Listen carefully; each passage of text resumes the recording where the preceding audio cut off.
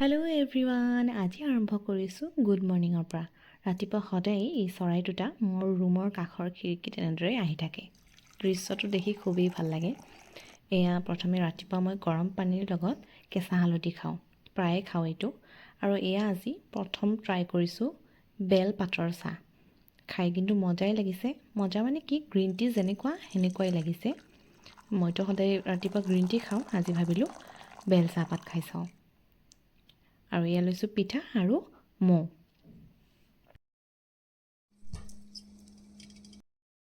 দুপৰীয়ালৈ গৈছিলোঁ বজাৰলৈ, অলপমান ফল মূল কিনিলোঁ আৰু কিবাকিবি অলপমান বজাৰ আছিল, তাকে কৰিব গৈছিলোঁ। বজাৰৰ পৰা আহি এয়া ভাত খাবলৈ লৈছোঁ, দৈ লৈছোঁ অকণমান। আৰু একেবাৰে খাব ইচ্ছা নাই কাৰণ সময় পাৰ হৈ গৈছে, সেইবাবে অলপমান ভাত লৈছোঁ, ভাজি, আচাৰ।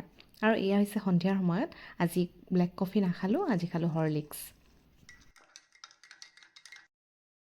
কাইলৈৰ পৰা টিফিন ভ্লগত লগ পাম। আজিলৈ ইমানেই।